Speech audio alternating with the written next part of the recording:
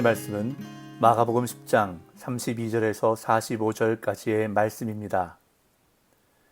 예루살렘으로 올라가는 길에 예수께서 그들 앞에 서서 가시는데 그들이 놀라고 따르는 자들은 두려워하더라. 이에 다시 12 제자를 데리시고 자기가 당할 일을 말씀하여 이르시되 보라, 우리가 예루살렘에 올라가노니 인자가 대제사장들과 서기관들에게 넘겨지매 그들이 죽이기로 결의하고 이방인들에게 넘겨주겠고 그들은 능욕하며 침뱉으며 채찍질하고 죽일 것이나 그는 3일 만에 살아나리라 하시니라. 세베대의 아들 야고보와 요한이 주께 나와 여짜오되 선생님이여, 무엇이든지 우리가 구하는 바를 우리에게 하여 주시기를 원하옵나이다.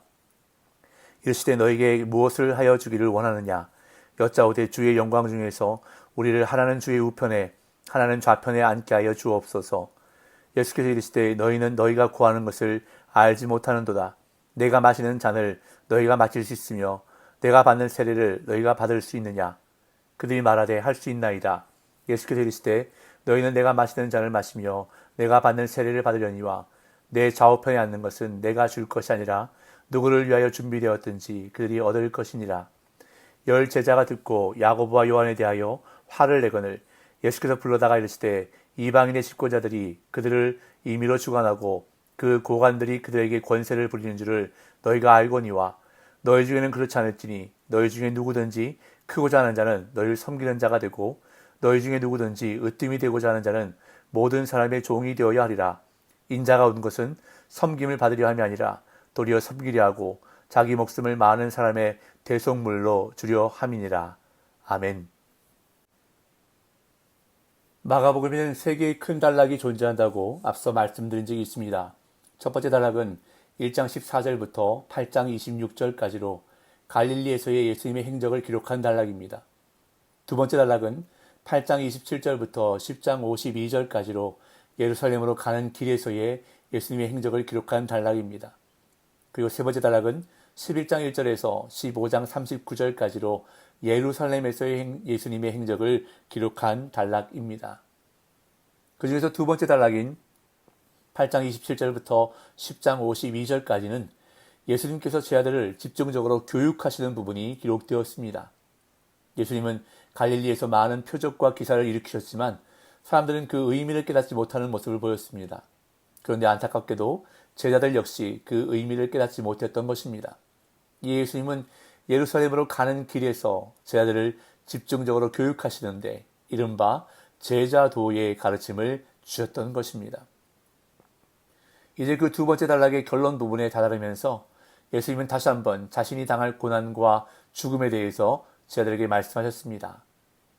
이제 얼마 후에 예수님과 제자들이 도착하게 될 예루살렘에서 어떤 일이 일어나게 될 것인지 제자들에게 또다시 알려주셨던 것입니다. 32절에서 34절입니다. 예루살렘으로 올라가는 길에 예수께서 그들 앞에 서서 가시는데 그들이 놀라고 다른 자들은 두려워하더라.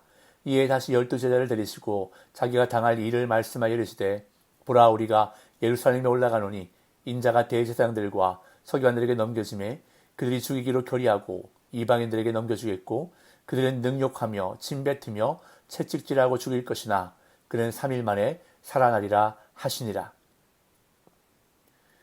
예수님과 제자들은 예루살렘으로 올라가는 길이었습니다. 예루살렘은 예수님이 가셔야 할 최종 목적지였고 거기에는 고난과 십자가가 기다리고 있었기에 예수님의 길은 고난의 길이었습니다. 그럼에도 불구하고 예수님은 제자들 앞에 서서 가셨다고 마가는 기록합니다. 여기서 앞서가다라는 말은 예수님이 먼저 갔다라는 의미인데 이것이 바로 제자도임을 말해주고 있는 단어라 할 수 있습니다. 즉 예수님의 제자들은 먼저 가시는 예수님의 뒤를 따라야 한다는 것입니다. 예수님보다 앞서서 가는 것이 아니라 늘 예수님의 뒤를 따르는 삶이 제자의 삶이라는 것을 말해주고 있습니다. 고난을 향해 가시는 예수님의 위풍당당한 걸음에 제자들은 놀랐습니다. 그리고 예수님 일행을 따르는 무리는 혹시나 자신들에게 위험이 닥치지 않을까 염려하며 두려워했습니다. 이 예수님은 12 제자들에게 자신이 당하게 될 고난과 죽음에 대해 세 번째로 예고하셨습니다.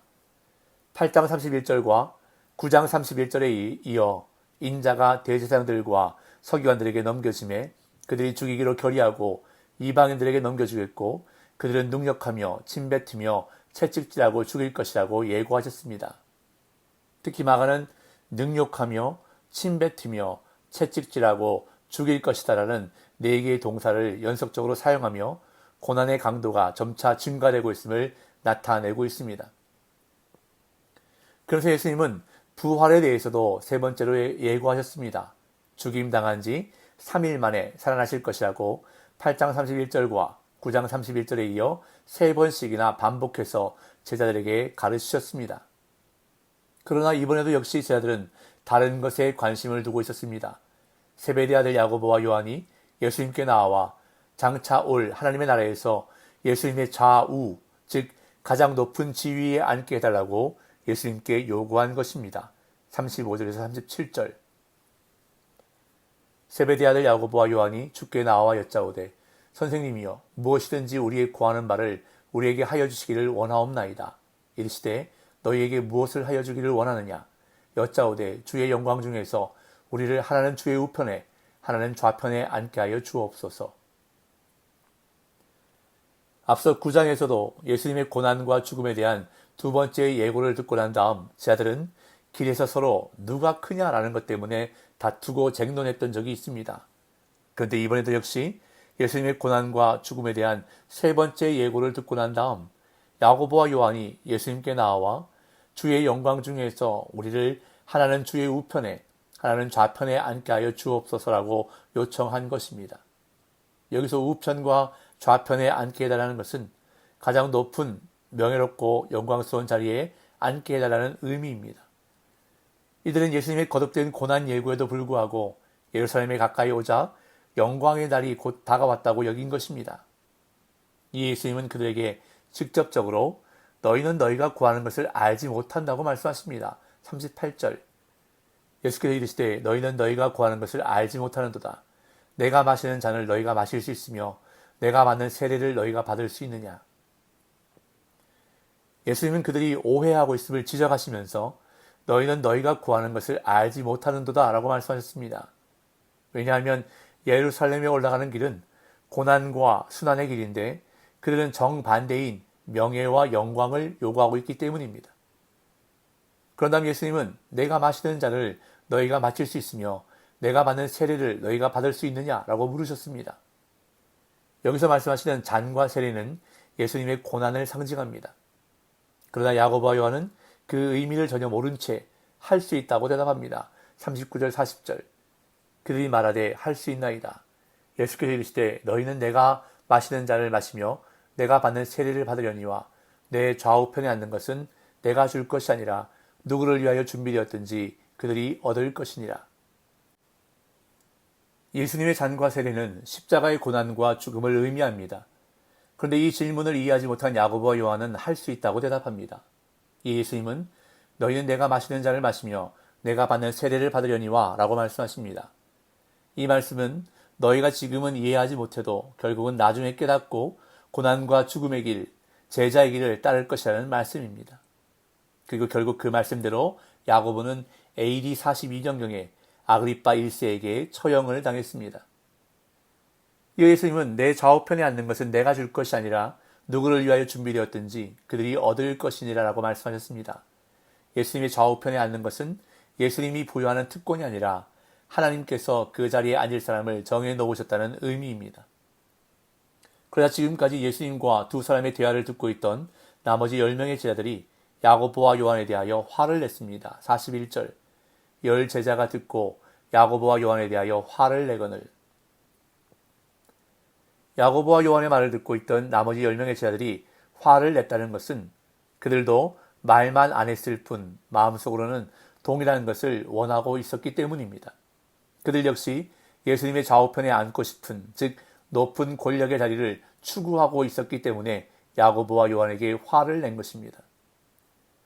이때 예수님의 마음은 어떠셨을까요? 십자가의 고난과 죽음을 생각하시면서 제자들에게 말씀하셨는데 그것도 3번씩이나 말씀하셨음에도 제자들은 예수님의 마음과 뜻은 생각하지도 않고 이해하지 못한 채 서로 높은 자리에 앉으려는 생각만 하고 있었다는 것입니다. 그런데 이러한 제자들의 모습에서 오늘 우리의 모습을 발견하게 됩니다. 오늘날 얼마나 많은 말씀을 듣고 반복되는 설교를 들으면서도 여전히 주님의 마음보다는 세상적인 것에 더 관심을 가지는 모습, 주님의 뜻을 따르기보다는 내 뜻을 이루려고 하는 우리의 모습을 발견하게 된다는 것입니다. 이러한 제자들에게 예수님은 하나님 나라의 원리 가운데 섬기는 제자도에 대해서 가르쳐 주십니다. 42절에서 45절. 예수께서 불러다가 이르실 때 이방인의 집권자들이 그들을 임의로 주관하고 그 고관들이 그들에게 권세를 부리는 줄을 너희가 알거니와 너희 중에는 그렇지 않을지니 너희 중에 누구든지 크고자 하는 자는 너희를 섬기는 자가 되고 너희 중에 누구든지 으뜸이 되고자 하는 자는 모든 사람의 종이 되어야 하리라. 인자가 얻은 것은 섬김을 받으려 함이 아니요 도리어 섬기려 하고 자기 목숨을 많은 사람의 대속물로 주려 함이니라.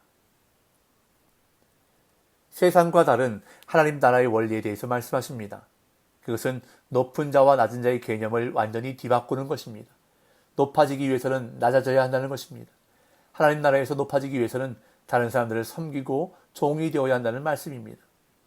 그러면서 예수님의 섬김에 대해서 말씀합니다.